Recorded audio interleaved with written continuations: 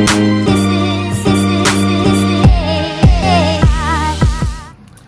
everyone! So, for today's video, siguro, it's about time na i-share namin sa inyo.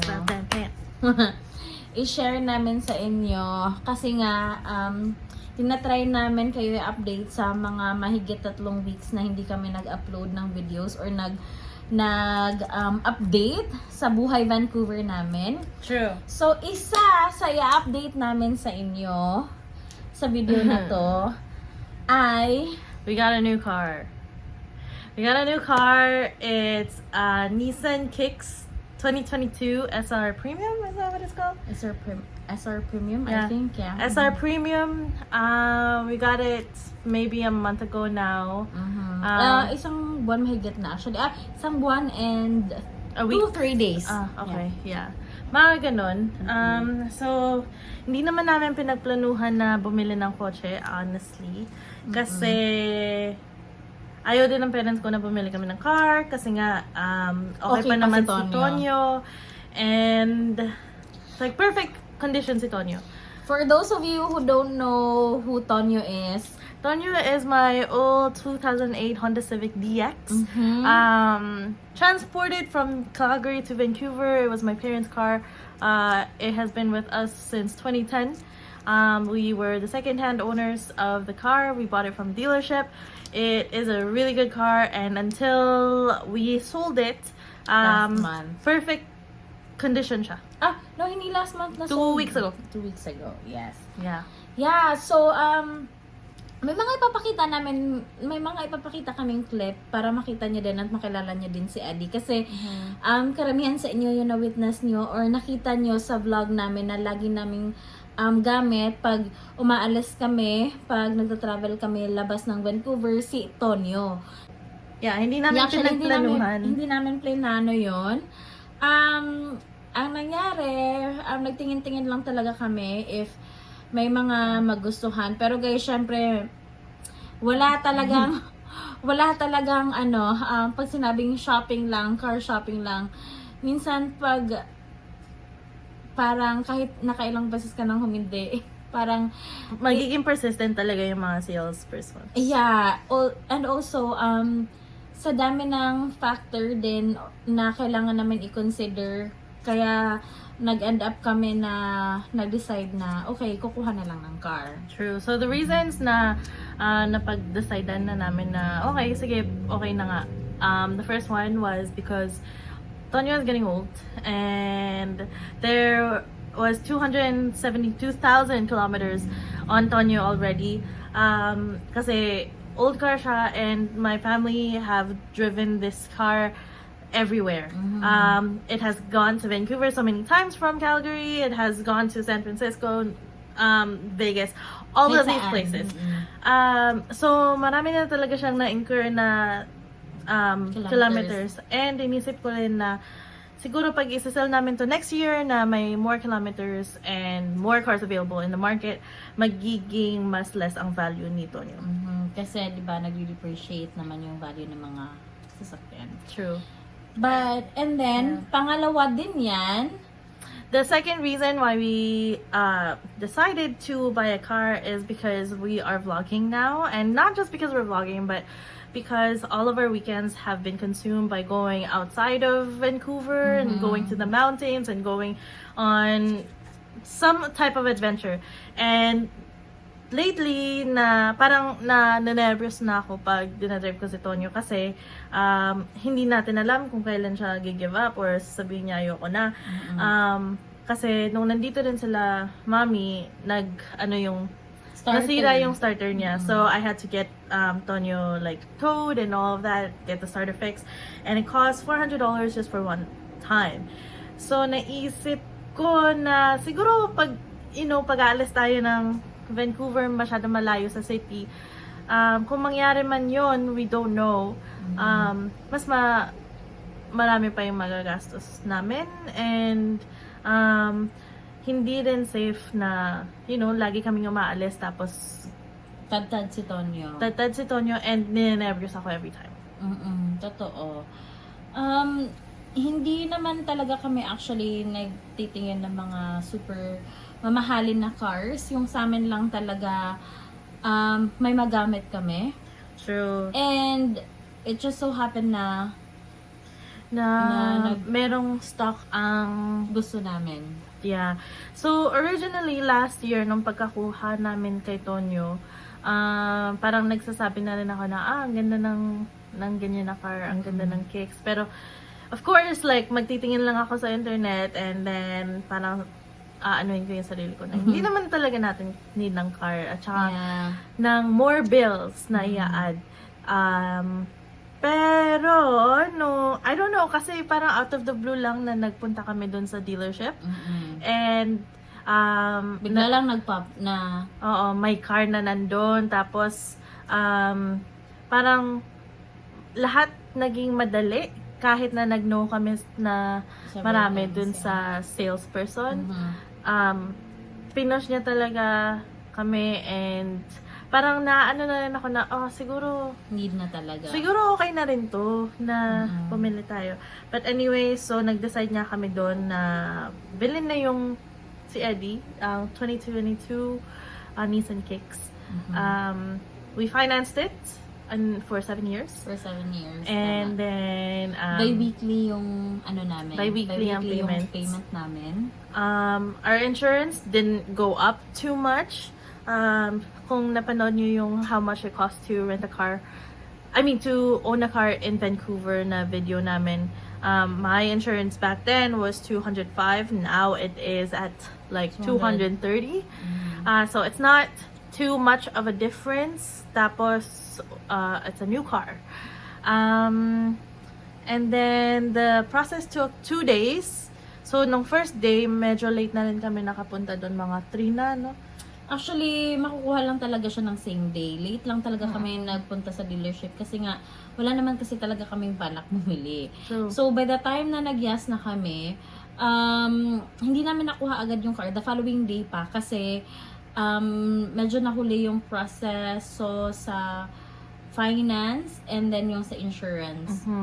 And then, overall, natapos siya lahat-lahat the following day na. Naiuwi na namin yung car talaga. True. And we have clips for that. Tapos, mga siguro a week after nagpa-bless kami ng car. Dun sa St.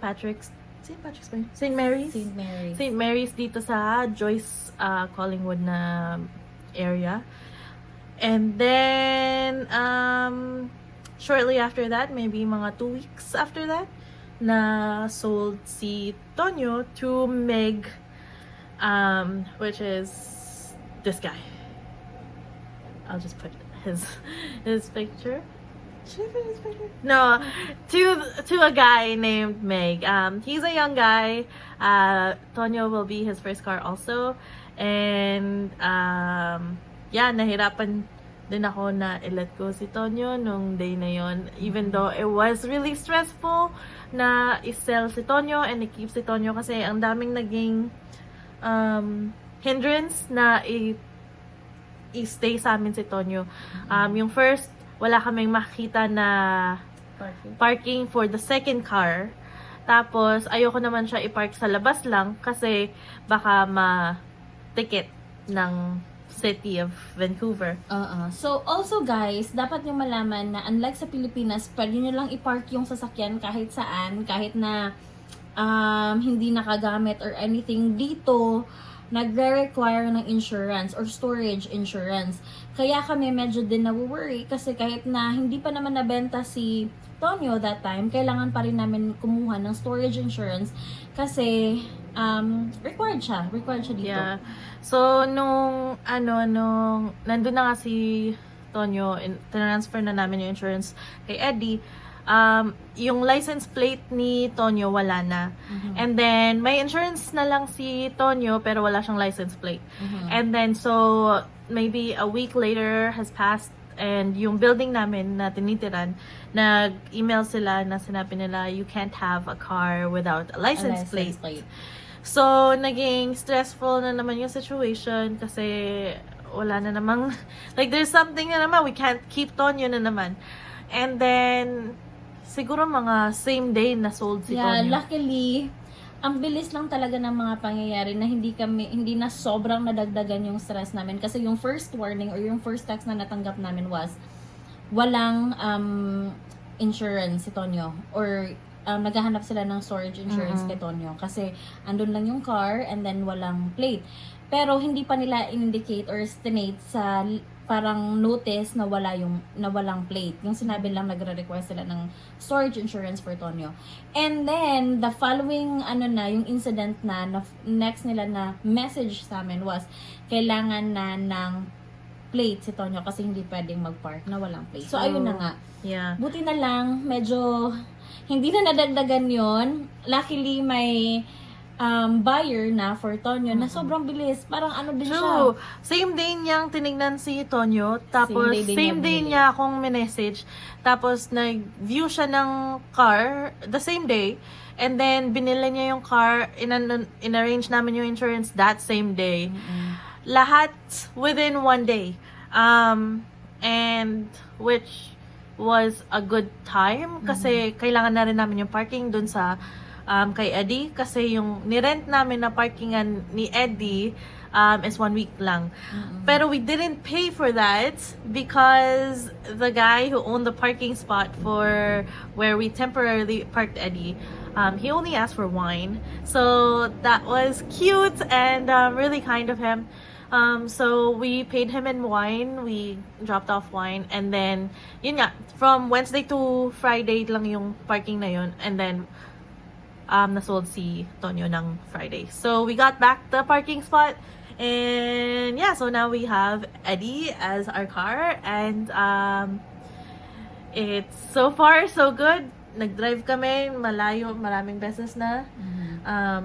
Nakapag Golden Ears na kami, nakapag Calgary na kami. Which is, by the way, in the next videos. So, it's good. But,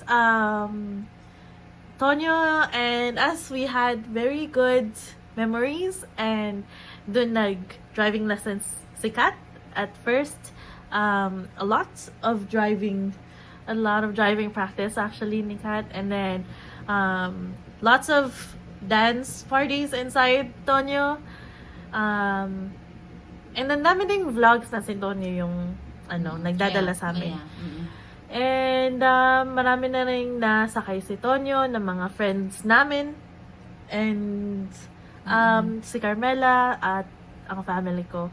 So, yeah, it's good. Overall, na-serve ni Tonio yung purpose niya as a car. True. Not just a car, but part of the family. So, ayun na. And hopefully, ngayon si Eddie will be another new start.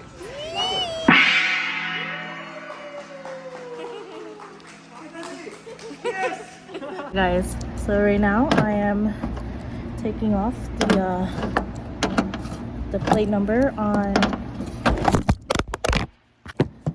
Tonio because we have to cancel this insurance, and it's okay to have it taken off because may siya. That's a garage siya. The only problem is that it's so hard.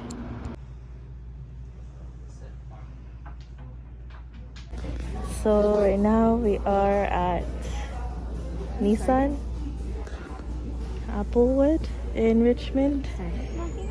Yeah, just today. And we're gonna try the car.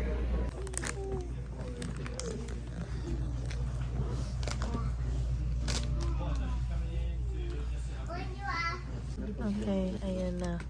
Nakakain na kami dito. Kain kami kasi ang tagal. Akala namin mabilis lang. Pero since kahapon. 1 hour na kami.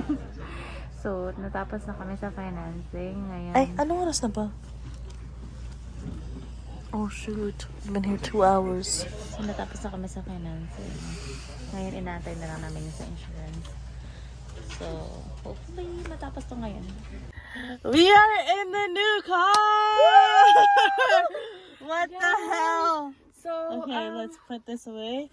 We're just gonna drive to, cause they're all looking at us right now. So, hi everyone. My phone is charging, so let me just disconnect it. Hi everyone. So, today we are going to be baptizing Eddie, our car. So, siguro sa mga Catholic lang ginagawa to, no? Yung parang pinapabinyagan ng car.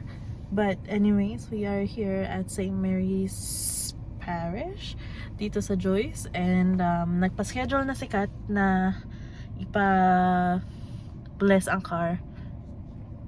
Kaya gagawin namin yun ngayon. It is currently 4:30. And muntikan na namin makalimutan na ipapabaptize pala namin. Or papabless yung car. Bakit sinasabi yung baptize? Yun lang naman. So, it's been, I think, a week na of us having Eddie. Week and a half of us having Eddie. And so far, so good. Eddie drives really well. There's no complaints. I think the only issue is that medyo slow si Eddie mag-accelerate kasi given that it's a very safe car with all of the safety features, dun lang siya nahihirapan.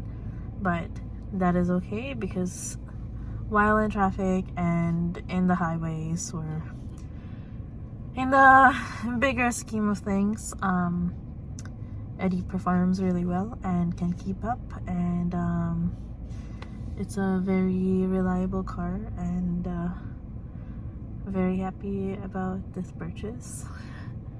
But anyways, I'm just waiting for Kat to come back, and then we'll film the blessing of the car. There's Kat. I don't know where she's going. Ano He daw? might be here na daw, pero nawala siya sa office, so tatawagan nila kasi baka nagantay siya dito. So after the blessing, when we sell Tonio or give Tonio back, we don't know what's happening yet, then we will do a tour of the car. I will try not to make a mess. Of course, the passenger that we will have to. Father Guy does exactly the same thing. He always carry.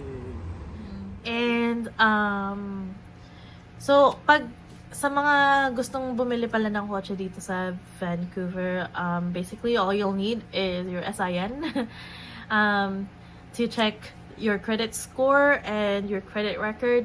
Tapos i-approve kayo ng bank and ng dealership, and then after that you basically sign all the papers, and then you get free things from the dealership, and then they will arrange the insurance as well. So very easy process siya, as long as you don't have any problems with your credit or your cash or whatever.